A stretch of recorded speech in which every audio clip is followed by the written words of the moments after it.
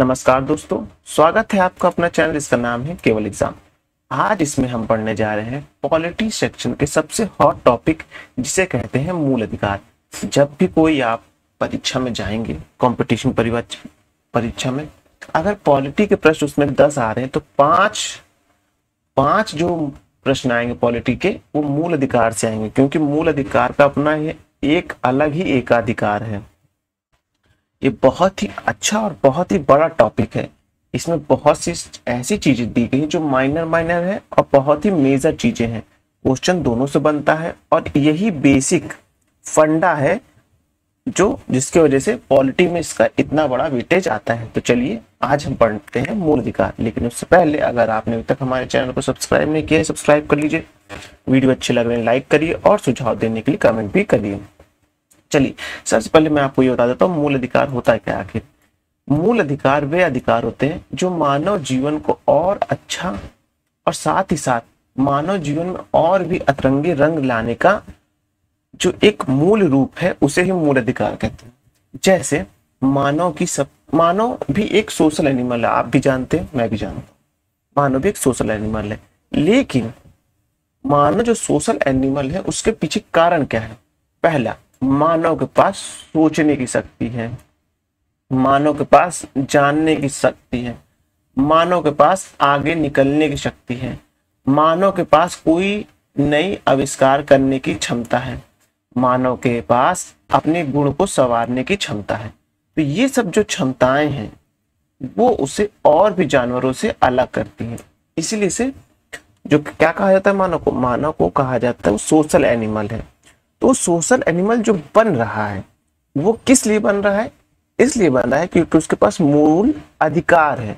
मूल अधिकार व्यक्ति को अपने सर्वांगीण विकास के लिए आवश्यक होते हैं।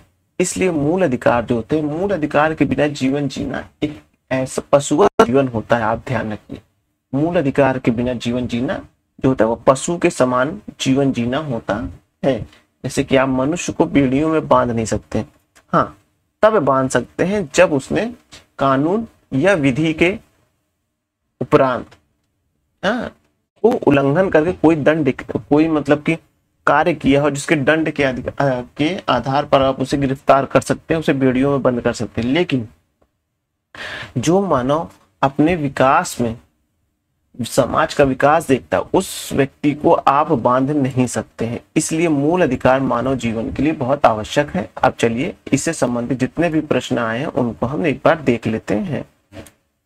चलिए, ब्रिटिश साम्राज्य द्वारा मैग्ना कार्टा पर हस्ताक्षर कब किया गया? ब्रिटिश साम्राज्य द्वारा मैग्ना कार्टा पर हस्ताक्षर जो किया गया वो 1215 में किया गया। मैग्ना कार्टा है क्या? जैसे यहाँ मूल अधिकार कहते हैं, वैसे वहां ब्रिटेन में इसे ही मैग्ना कार्टा कहते हैं। इतना पूछे प्रश्न आएगा मैग्ना कार्टा क्या है? मैग्ना कार्टा मूल अधिकार का प्रथम स्वरूप है। अब है, अमेरिकी संविधान में मूल अधिकारों को कब शामिल किया गया? तो अमेरिकी संविधान में मूल अधिकारों को 1791 में शामिल किया गया। याद रखिएगा, अमेरिकी संविधान में मूल अधिकारों को 1791 में शामिल किया गया।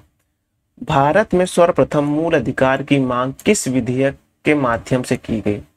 तो सबसे पहले आप देखिए, स्वराज विधेयक आया था, जो कि आया था 1895 में, बाल गंगाधर तिलक के माध्यम से मांगा गया। और उन्होंने वाक्य दिया था कि स्वराज मेरा जन्मसिद्ध अधिकार है और इसे मैं लेके रहूंगा। स्वराज विधेयक में ही था, मूल अधिकार के बारे में बोला गया था। तो याद रखिएगा, 1895 में बाल गंगाधर तिलक के माध्यम से लाया गया था मूल अधिकार की सर्वप्रथम मांग। मानव अधिकार की सार्वभौमिक घोषणा संयुक्त राष्ट्र महासभा ने किस वर्ष की? वह की थी 10 दिसंबर 1948 को।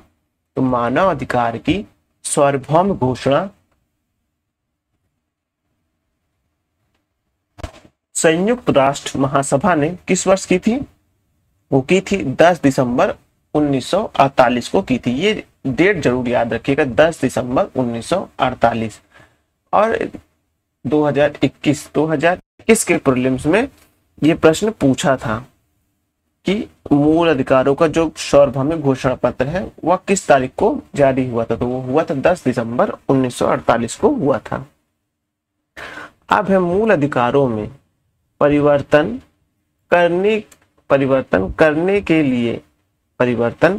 के लिए किसको संशोधन करना पड़ता है, और करना पड़ता है संविधान में संशोधन करना पड़ता है। मूल अधिकारों में परिवर्तन के लिए किसको संविधान में संशोधन आवश्यक है। सभी मूल अधिकार किस प्रकार की शक्तियों को मर्यादित करते हैं, तो वह करते हैं, आप देखेंगे, विधायी शक्तियों को मर्यादित करते हैं। कॉमनवेल्थ ऑफ इंडिया बिल के माध्यम से 1925 में किसने मूल अधिकारों की मांग की थी, वह की थी श्रीमती एनी बेसेंट ने की थी, कि कॉमनवेल्थ ऑफ इंडिया बिल के माध्यम से 1925 में किसने मूल अधिकारों की मांग की थी, वह की थी श्रीमती एनी बेसेंट ने की थी। संविधान सभा द्वारा किसकी अध्यक्षता में मूल अधिकारों पर परामर्श हेतु एक समिति गठित की गई थी, वह की गई थी वल्लभ भाई पटेल की अध्यक्षता में की गई थी, ये बात भी ध्यान रखिएगा। अब है अल्पसंख्यक एवं मूल अधिकारों पर परामर्श के लिए किसकी अध्यक्षता में उप समिति का गठन किया गया था, और किया गया था JB कृपलानी की अध्यक्षता में किया गया था। किसने मूल अधिकारों को हमारी भावनाओं के साथ किए गए वादे तथा सभ्य विश्व के साथ की गई संधि कहा है, वह कहा है डॉक्टर एस राधाकृष्णन ने कहा है। किसने कहा है? उसने डॉक्टर एस राधाकृष्णन ने कहा है। अनुच्छेद 12 के अधीन राज्य में क्या क्या शामिल है? अनुच्छेद 12 के अधीन राज्य में क्या क्या शामिल है? शामिल है भारत सरकार एवं भारत की संसद, प्रत्येक राज्य की सरकार एवं राज्य की विधानमंडल, स्थानीय प्राधिकार और अन्य प्राधिकार शामिल हैं। किस पद की संविधान में परिभाषित नहीं किया गया, वह किया गया है नागरिकता को पिछड़े वर्ग में शामिल नहीं किया गया। भारतीय संविधान के किस भाग को मूल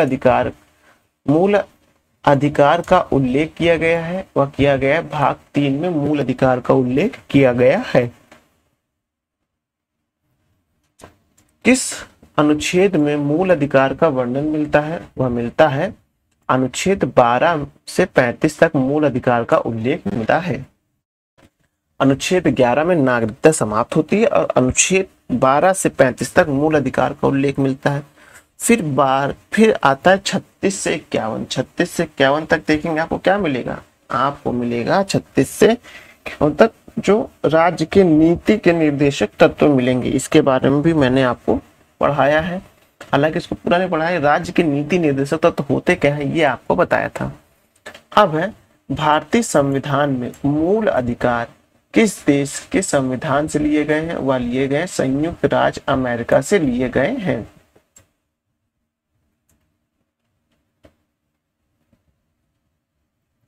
अब भारतीय संविधान का मैग्ना कार्टा संविधान के किस भाग को कहा जाता है? कहा जाता है संविधान के भाग 2-3 को कहा जाता है। हाँ, अब है मूल संविधान में कितने मूल अधिकारों का प्रावधान किया गया है? तो 7 प्रकार के मूल अधिकार का प्रावधान किया गया था, लेकिन 1978 में इसको चेंज कर दिया गया और 6 मूल अधिकारों का उल्लेख किया गया था। अब संपत्ति के मूल अधिकार का प्रावधान संविधान के किस अनुच्छेद में है? तो अनुच्छेद 19(1)(4) तथा अनुच्छेद 31 में है।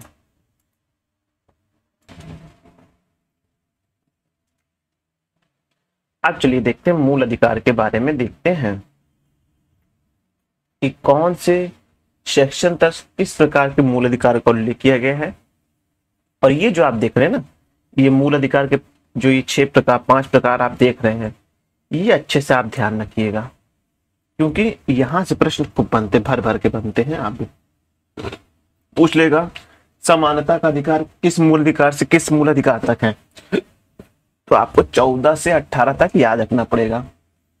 समानता का मूल अधिकार है, पूछेगा स्वतंत्रता का मूल अधिकार किस अनुच्छेद तक में है, तो 19 से 22 तक स्वतंत्रता का मूल अधिकार है। शोषण के विरुद्ध मूल अधिकार कब है, तो आपको याद रखना पड़ेगा 23 से लेकर 24 तक शोषण के विरुद्ध मूल अधिकार के बारे में उल्लेख है। फिर पूछेगा धर्म की स्वतंत्रता का अधिकार, तो आप बताएंगे 25 से 28 तक। और उसके बाद देखेंगे सांस्कृतिक और शिक्षा संबंधित अधिकार किसमें है, वो देखेंगे अनुच्छेद 29 से लेकर 30 तक का उल्लेख है। तो ये जो सेक्शन है आप अच्छे से अपने पास कहीं लिख के रख लीजिएगा, क्योंकि इससे जो आपके प्रश्न जरूर बनते हैं। फिर आएगा सबसे लास्ट संवैधानिक उपचारों का अधिकार, जो कि अनुच्छेद 32 में।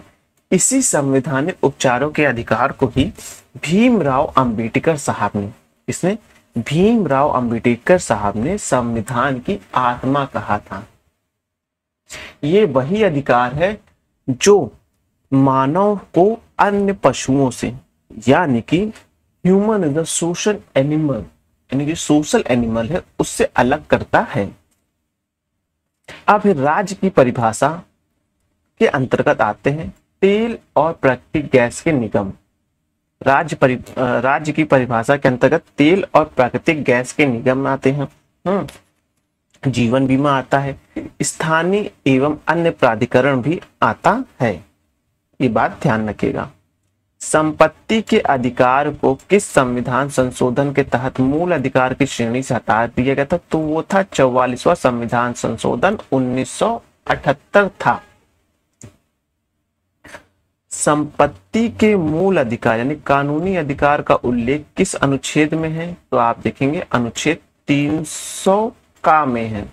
यानी कि पहले जो संपत्ति का अधिकार मूल अधिकार था, उसे 44वां संविधान संशोधन 1978 के माध्यम से मूल अधिकार की श्रेणियों से हटाकर 300 का अनुच्छेद 300 का के माध्यम से कानूनी अधिकार बना दिया गया। अब है संपत्ति के अधिकार को 44वें संविधान संशोधन द्वारा भाग 3 से हटाकर किस संविधान के किस भाग में कर दिया गया, तो भाग 12 में कर दिया गया। 3 चौके 12, ये 3 चौके 12, 12वें भाग में कर दिया गया। भारतीय संविधान के भाग 3 में राज्य की परिभाषा के अनुसार राज्य की परिभाषा को किस अनुच्छेद के अंतर्गत रख दिया गया है, तो अनुच्छेद 32 में राज्य की परिभाषा दिया गया है। अनुच्छेद जब 36 पढ़ेंगे तो उसमें भी आप पढ़ेंगे कि राज्य की परिभाषा दिया गया। तो कितने अनुच्छेद में राज्य की परिभाषा के बारे में उल्लेख है, तो वो 2 अनुच्छेद है। पहला आप देखेंगे अनुच्छेद 12 है और दूसरा देखेंगे अनुच्छेद 36 है। अब है मूल अधिकारों की प्रकृति किस प्रकार की है, तो ये सकारात्मक और नकारात्मक दोनों प्रकार के हैं, लेकिन अधिकांशतः इसकी प्रकृति कैसी होगी, नकारात्मक। क्यों नकारात्मक, क्योंकि राज्य के विरुद्ध मिले हैं कि राज्य नागरिकों पर ये अधिकार नहीं छीन सकता, राज्य नागरिकों से ये अधिकार नहीं छीन सकता। तो इस प्रकार से मूल अधिकार नकारात्मक प्रवृत्ति के माने जाते हैं। वही नीति के निर्देशक तत्व जो हैं वो सकारात्मक प्रवृत्ति के माने जाते हैं। क्यों माने जाते हैं, क्योंकि उसमें उल्लेख किया गया कि राज्य ऐसा करेगा, राज्य लोगों के लिए समान न्याय एवं समान विधिक सहायता प्राप्त कराएगा, राज्य लोगों के लिए समान वेतन एवं कार्य की उचित दशाएं उपलब्ध कराएगा। तो क्या ये सब कैसे हैं, ये सकारात्मक प्रवृत्ति के हैं, जो कि आप देखेंगे नीति निर्देशक तत्व में देखेंगे। कौन सा सिद्धांत संविधान पूर्व विधि पर लागू हुआ था, वो था आप देखेंगे ग्रहण का सिद्धांत था। इस रिपोर्ट के माध्यम से 1928 में मूल अधिकारों की मांग की गई थी, वो था नेहरू से की रिपोर्ट थी। मूल अधिकारों से संबंधित नेहरू रिपोर्ट कब पेश की गई, वो पेश की गई 1928 में। मौलिक अधिकारों की प्रकृति किस प्रकार की है? वाद्य योग है और न्याय योग है, यानी कि इसे आप ले जाकर न्यायालय में चुनौती दे सकते हैं। गोलकनाथ बनाम पंजाब राज 1962 की प्रक्रिया स्वरूप संसद ने कौन सा संविधान संशोधन किया? तो 24वां संविधान संशोधन 1971 किया था। केशवानंद भारती बनाम केरल राज 1973 वाद में न्यायाधीश की संख्या कितनी थी? 13। ये अब तक की सबसे बड़ी कॉन्स्टिट्यूशनल बेंच है, ये बात ध्यान रखिएगा, जो केशवानंद भारती वाद में आई थी। इससे पहले गोलकनाथ केस में आई थी, 11 जजों की बेंच बैठी थी। हमेशा जो बेंच बैठती है वो विषम संख्या के आधार बैठती है, जैसे कि 1, 3, 5, 7, 9, 11, 13, 15 इस तरीके से आधार पर बैठती है, ये बात ध्यान रखिएगा। केशवानंद भारती केस के समय भारत के मुख्य न्यायाधीश कौन थे? वो थे S.M. शंकरी थे, यह बात ध्यान रखिएगा। केशवानंद भारती वाद जो आया था 1974 में, आप देखेंगे वो प्रॉपर्टी के राइट से संबंधित वो वाद था, लेकिन उसे पेश किया गया था कैसे? धार्मिक प्रचारता के संबंधित में पेश किया गया था। तो बहुत ही कॉन्फ्लिक्ट था। सभी जो अधिकार हैं और जो हमारे साथ ही कानूनी अधिकार हैं, मौलिक अधिकार हैं, और फिर जो संसद के अधिकार हैं, दूसरे को लैप कर रहे थे, वो यहां से पता चलता है केशवानंद भारती वाद में। इसीलिए इस गुत्थी को सुलझाने के लिए सबसे बड़ी बेंच बैठी थी, जिसमें 13 न्यायाधीश हुआ करते थे। निर्बंधता से युक्तता किसका विषय है? तो न्यायिक पूर्वालोकन का है। न्यायिक पूर्वालोकन का तात्पर्य क्या होता है? मैंने आपको बताया था कि अगर न्यायालय ने कोई निर्णय दे दिया है, न्यायालय ने कोई निर्णय मान लीजिए दे दिया है, अब न्यायालय जो उस समय निर्णय दे रहा है वह उस समय की देश काल परिस्थितियों के अनुसार दे रहा है। फिर कुछ समय बाद देश काल परिस्थिति बदली, लोगों का माहौल बदला, लोगों का नेचर बदला, लोगों की सोचने की क्षमताएं दूसरी तरीके से काम करने लगी, कुछ नई टेक्नोलॉजी आ गई, तो इन सब में परिवर्तन हुआ। तो अब क्या होगा? अब उसी वाद को, यानी उसी जो अपने निर्णय था, न्यायालय फिर से पुनर्लोकित करेगा, सोचेगा कि यार ये चीज सही है, यह वर्तमान पीढ़ी के लिए क्या ये चीजें सही है? उन्हें लगेगा हाँ ये सही है। तो क्या होगा? तो न्यायालय अपना जो निर्णय, पुराना निर्णय था, उसका पूर्वालोकन करेगा, यानी उसे फिर से देखेगा, और उसमें जो अगर बदलाव की संभावनाएं होंगी तो उन्हें बदलेगा। न्यायिक पूर्वालोकन की शक्ति किस अनुच्छेद के अंतर्गत है? तो वो आप देखेंगे 13, 32 और 136 में। ये बहुत इंपॉर्टेंट क्वेश्चन है और नया क्वेश्चन है कि न्यायिक पूर्वालोकन की शक्ति किस अनुच्छेद में है? तो देखेंगे अनुच्छेद 13, 32 और 136 में है। ये बहुत ही इंपॉर्टेंट क्वेश्चन है, इसलिए मैंने इसको येलो से मार्क कर दिया है। अब आप देखेंगे कि संविधान के किस अनुच्छेद में वर्णित है कि किसी भी अध्यादेश या अधिनियम के द्वारा मूल अधिकारों की क्षीण या समाप्ति नहीं की जा सकती है? वह की जाएगी अनुच्छेद 13 में की जाएगी। संविधान के अनुच्छेद 13 से संबंधित सिद्धांत कौन से हैं? और देखेंगे आच्छादन का सिद्धांत है अनुच्छेद 13 में। उसके बाद देखेंगे कि पृथक्करण का सिद्धांत है। फिर आप देखेंगे अधित्याग का सिद्धांत है। तो अनुच्छेद 13, ये बहुत इंपॉर्टेंट क्वेश्चन, ध्यान रखिएगा। आर्टिकल 13 से संबंधित के सिद्धांत संबंधित कौन कौन से? वो देखेंगे आच्छादन का सिद्धांत है, फिर देखेंगे पृथक्करण का सिद्धांत है, फिर देखेंगे अधित्याग का सिद्धांत है। अब है भारत में न्यायिक पूर्वालोकन का सिद्धांत किस देश से लिया गया है? तो यूएसए से लिया गया है। जब दूसरे दिन में लेक्चर ले रहा था, आपने देखा होगा, उसमें मैंने ही बताया था किस देश से क्या क्या लिया गया। मूल अधिकार यूएसए से लिए गए हैं। उद्देशिका का प्रारूप कहां से लिया गया है? वह लिया गया है यूएसए से। न्यायिक पूर्वालोकन की शक्ति कहां से लिया गया है? यूएसए से लिया गया है। तो ये बात आप ध्यान रखिएगा। अब है अनुच्छेद 13(1) के अंतर्गत संविधान के भाग 3 में असंगत किन विधियों को शून्य घोषित किया गया है? वह किया गया है संविधान पूर्व विधियों को किया गया है। किस अनुच्छेद की विधियों को अनुच्छेद 13(2) के अंतर्गत शून्य घोषित किया गया है? वो किया गया है मूल अधिकारों की असंगत ऐसी विधियां जो संविधान के लागू होने के पश्चात राज्य द्वारा निर्मित की गई है। अब विधि का अर्थ संविधान के किस अनुच्छेद में दिया गया है? वह दिया गया अनुच्छेद 13 का में दिया गया है। मूल अधिकारों का सुरक्षा कवच किस अनुच्छेद को कहा जाता है? तो अनुच्छेद 13 को कहा जाता है। मूल अधिकारों का सुरक्षा कवच किसे कहा जाता है? अनुच्छेद 13 को कहा जाता है। अब है किस वाद के पश्चात उच्चतम न्यायालय ने आच्छादन का सिद्धांत प्रतिपादित किया था? वो किया था भीखाजी कामा मध्य प्रदेश में किया था। कांग्रेस के किस अधिवेशन में मूल अधिकारों की मांग की गई थी? तो कांग्रेस के कराची अधिवेशन 1931 में मूल अधिकारों की मांग की गई थी।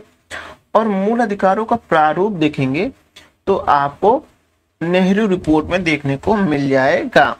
उससे भी पहले आप देखना चाहेंगे तो 1895 में जो बाल गंगाधर तिलक थे उनके द्वारा स्वराज विधेयक पारित किया गया, उसमें मूल अधिकार के बारे में उल्लेख किया गया था। कराची अधिवेशन में जिस मूल अधिकार की मांग की गई थी उसका प्रारूप किसने बनाया था? उसका प्रारूप जवाहरलाल नेहरू ने बनाया था। ये बात ध्यान रखिएगा।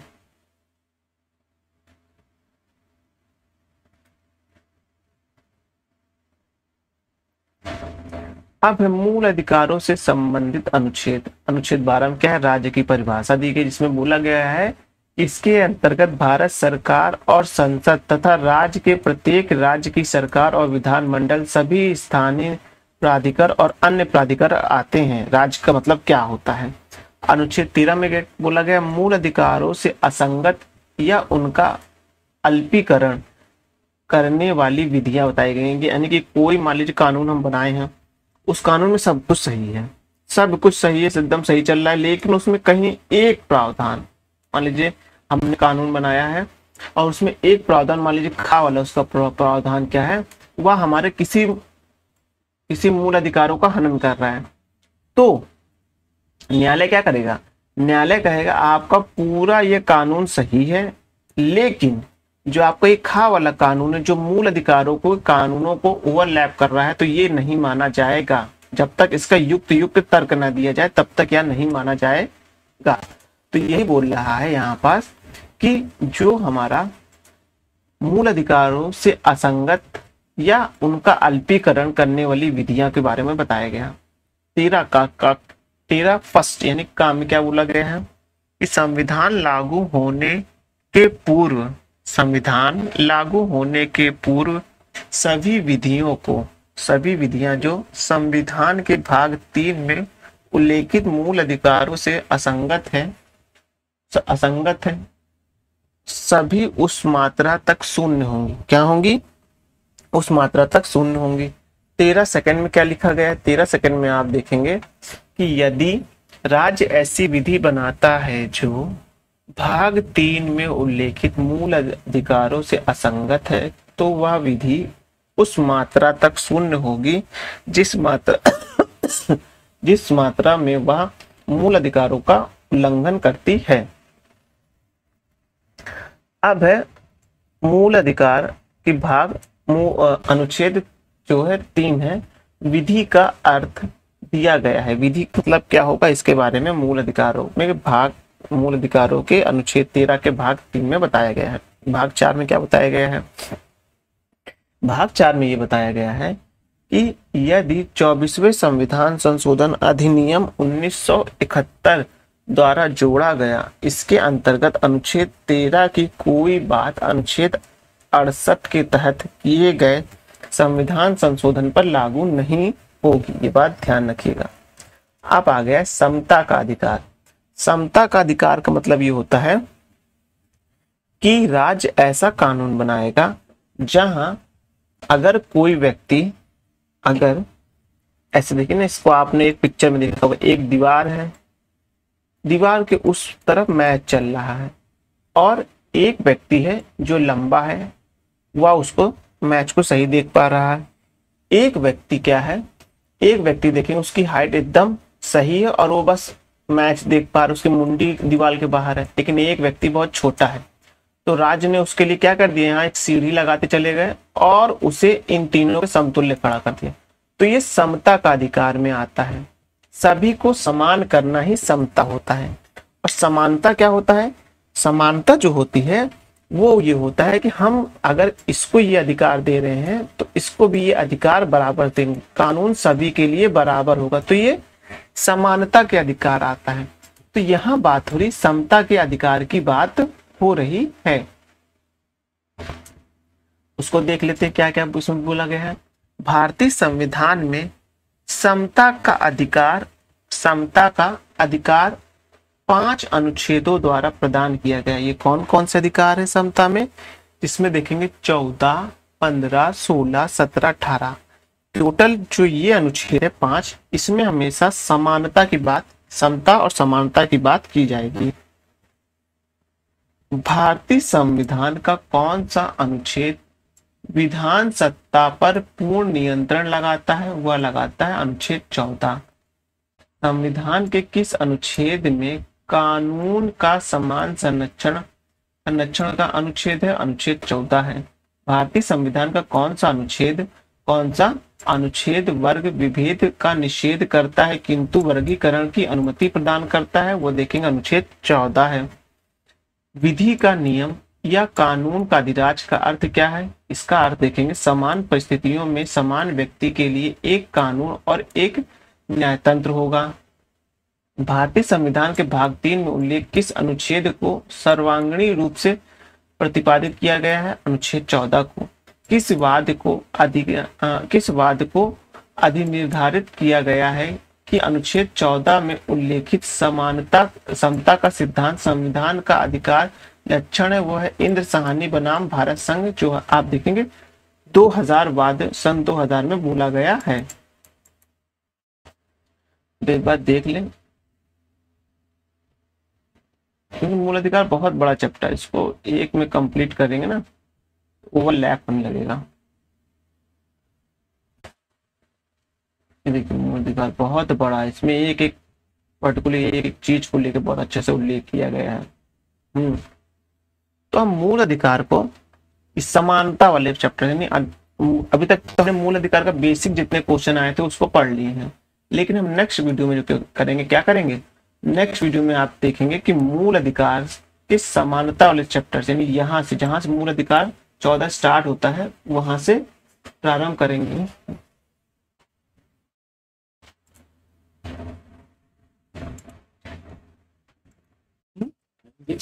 पता है छोड़ूंगी अभी कहाँ, 7:15 के बाद में क्या बज रहा, 7:16 हो गया, 7:08 हो रहा है, 7:08 हो रहा है। एक घड़ी पीछे तुम्हारी मोबाइल देखो, 7:08 हो रहा है, जाओ निकलो।